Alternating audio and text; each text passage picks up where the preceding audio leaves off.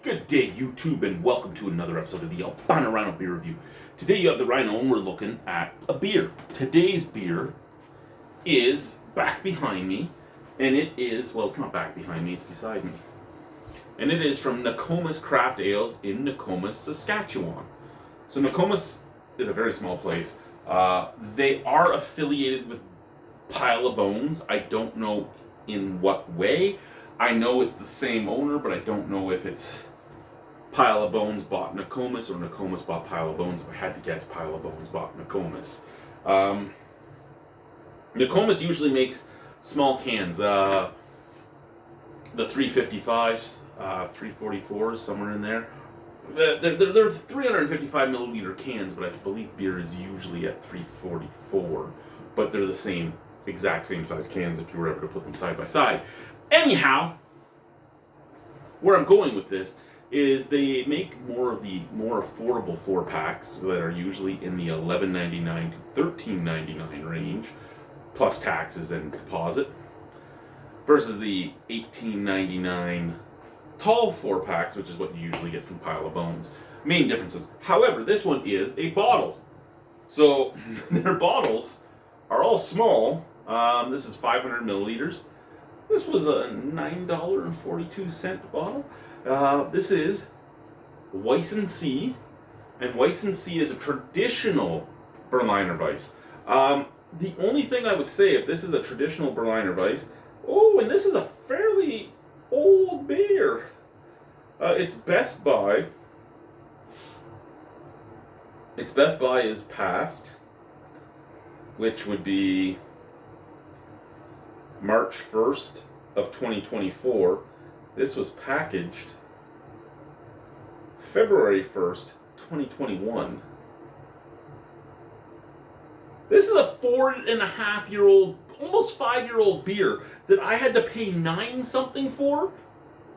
Are you charging me because it's been aged for me? Are we playing the fucking Muskoka Spring Oddity bullshit right now? Is that what we're fucking because what the fuck is that shit? What the fuck is that? I pay. And it says right on it, unfiltered, unpasteurized. So it's been unpasteurized, which I know is okay for a beer, especially a beer that's aged, but at the same time, did everybody take care of it? Where I was going to go with this is I love traditional Berliner Weisses. One of my favorite beers from Niagara College that was ever made was made by Tim Miller, who is currently in Sarnia brewing, but he made a traditional Berliner Weiss where you had 3 choices. You could get it as the traditional Berliner Weiss, which tasted okay, or you could get it with Woodruff syrup, which is the traditional way to serve it, which was better, or you could get it with a blackberry Woodruff syrup, which was fucking phenomenal. So that's where I was going to go with that before this. We'll grab the Untapped because it's easier to read than the bottle. This is the exact same stuff that's on the bottle. Anyway, Weissensee is 3.2% alcohol by volume, aged in one of our decades-old oak foeders with 2 strains of Berliner Brettanomyces. This wheat ale is tart, light, and effervescence with unique complexity. All right, I pitter-pattered on too long here. Just have our flat bar speed bar here. It used to be an Innocent Gun opener, but they just glued Innocent Gun on it and it fell off. Let's bang. That's what I was expecting from a 4-plus-year-old beer. Well, almost. Yeah, no. 2021, so no, it was almost 4 years. I went off about it being almost 5. But this is kind of what I expected from a double Brettanomyces made beer.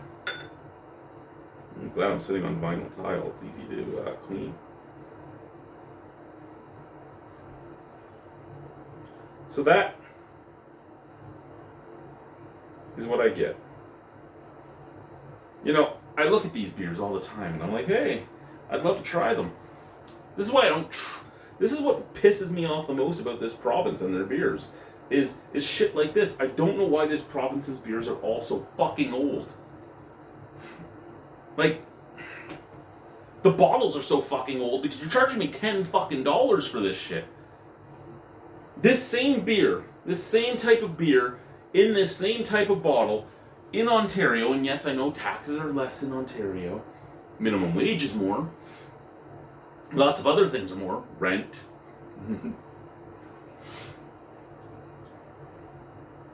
In most of the places where a brewery would be, property taxes, all that type of stuff, electricity, water, all more expensive in Ontario. Heat, gas, more expensive in Ontario. So, if Ontario is a more expensive place, and most of the fucking malts and barleys and everything else, like all the ingredients are being grown here, why the fuck is this so much more expensive? Is it because you put it in a bottle? Like, are we doing the double elephant from Railway City? Double dead elephant there? Well, that bottle costs this much money, so we have to charge. Don't put it in that fucking bottle and put it in a fucking can, put it somewhere else. And then it blew up on me because this has been sitting at that, so this could be the brewery's fault or this could be the bottle shop's fault. Regardless, this has been sitting there since the day I moved in because I went into that bottle shop the day I landed here. Didn't buy anything, but went in to look around and look at the prices and have my penis crawl up inside my body as I looked at the prices. This bottle's been there. Not this, well, all these bottles. I think I just am the first one to buy one. But it's been sitting there since at least February of 2024. This was packaged in February of 2021. Like, come the fuck on now. Why is this on the shelf here? If this is the fault of the bottle shop should be getting rid of beers if it's not selling, or clearing them out, not selling them for $9.59 plus the fucking deposit and taxes. If this was on the brewery should either be clearing them out or accepting a loss and dumping them and realizing maybe if we weren't charging fucking well, Nokomis isn't as bad. Sorry, I'm rambling here, and I'm rambling here because I'm just getting angry with some of the stuff here. The only thing, if I was to say there's one thing I don't like in Saskatchewan, it's the fact that they want that the norm is to sell me beer in a 4-pack. I loved Ontario for that you could just go in and go, hey, you have 6 beers, give me one of each. Hey, you have 21 beers, I want one of each. Hey, you have 11 beers, but you only sell 12 packs? Okay, I want one of each plus one more of this style that I might like. Like, I loved being able to do that, and I can't do that here, and it pisses me off because things like that. Say this was sold to me in a 4-pack. Let's just say this was forced on me in a 4-pack. And the first one blew up. Am I going to be happy about having 3 more of them to drink? And that really soaked into my stairs. That is awesome. Anyway. Yeah. It looks like... Actually, I've had that color come out of my ass before, but it's hazy crazy. It had a lot of head. Surprised it faded away. Like a brownish yellow scent. Brettanomyces and nothing else. Well, Brettanomyces and oak. So you get that oak, you get that acidic, tannic bitterness. Base and some barnyard. Kind of what I expect from most barrel-aged sours. We've talked about this before, but here's the thing. This is supposed to be a Berliner Weiss. That is such a strong scent. Berliner Weiss should be very mellow. And again, this smells so acidic and so sour that it really would need, it would need to have a Woodruff syrup with it. But it doesn't. Cheers.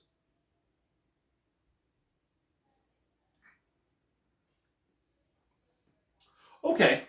Oaky.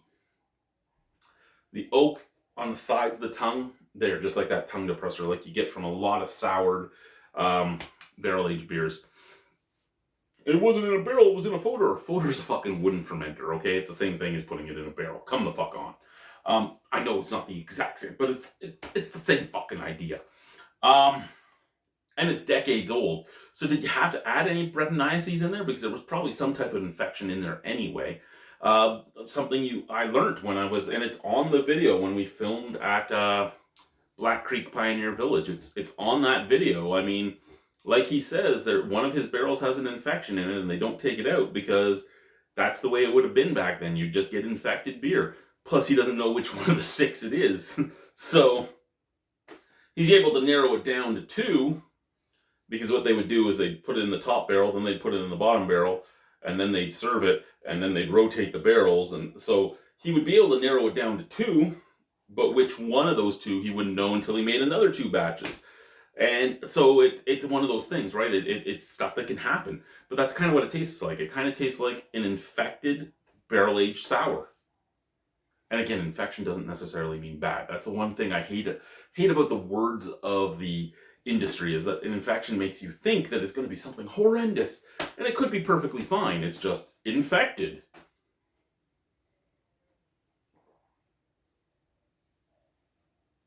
Other than that tongue depressor flavor, there is that barnyard funk, and there is a very sour, acidic flavor. All that being said, a couple drops of a good Woodruff syrup would change this beer immensely, because it would cut that sourness. Do I taste anything that makes me think that I'm drinking a wheat beer? No, it's just sour and acidic. I do apologize that I went off, because that's nothing against Nokomis. It's just... And Pile of Bones and Nokomis both make very good beers. Again, don't think that I'm going off on them about that. I'm very passionate about my beer. I'm very passionate about the industry. I've worked in the industry long enough. I've been part of the industry long enough that I'm passionate about it. And stuff like that can really piss me off. And I know it's not necessarily anything on their fault. It's just, again, having lived in Quebec, having lived in Manitoba, having lived in Saskatchewan, having lived in Ontario, having had to ship beer to the Arctic and stuff like that, I get very bothered too by some of the prices, especially when you consider transportation of different items and everything else. And I get we're not on the ocean, so we're transporting cans and bottles from either coast to the central. I get that type of stuff, but at the same time, I'm like, what the fuck? I mean, like, yeah, very sour, very acidic. I wouldn't say tart. I wouldn't say refreshing. I wouldn't say any of that. I think a Woodruff syrup would help make it all the things it says it is, because that Woodruff syrup would just explode in it and become something special. Where right now it's just a very sour wood-aged beer, or it's a very woody soured beer, and I really think of the 3 bottles I bought from Nokomis, this is the one that I look at and go, this really, like, none of them were worth the price that they were charging me for it. But this one I really look at it and I go, this is not worth almost $10. Again, having brewed beer in the industry, I'm not saying anything about your workmanship. I'm not saying anything like you need to be looked down upon for what you've done. I'm stating what I feel about this. And what I feel about this is truthfully that it could have been much more than what it was. And I'm a little sad that it isn't more than what it was. But at this point, it is what it is. And that's all there really is to it. It is what it is. I mean, what else am I going to get out of it, right? Nothing. I'm not really going to get anything out of this beer. It's not. I'm rambling now as if, again, I like the brewery. There's so many good beers by them. I love some of their barrel-aged sours that are in the cans and stuff. This is the thing, right? If this was sold to me in one of their small cans, and you forced me to buy it as a 4-pack at $14.99, like some of their barrel-aged sours are, this would still make me angry, but it wouldn't make me as angry, because I paid like less than $5 a can. Then make me pay $10 for the bottle, and I get this, and I'm like, But this is where the money comes into play, right? Like if this was in a single can, if this was in a single can at let's say $5. Let's say $5 just for shits and giggles. Single can at $5. And I didn't like it. Oh well. But $10 is more. $10 can buy stuff. $5 in this economy, not that big. I mean, yeah, I could buy another beer, but I wanted to try a beer, so I bought the beer. See, I'm rambling. No, I don't.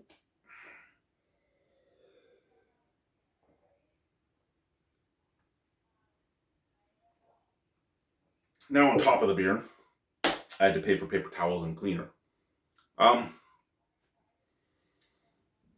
It's just your standard Brett sour beer, wood-aged Brett sour beer. It is what it is. I'll give it a 6. Thanks, guys. Bye.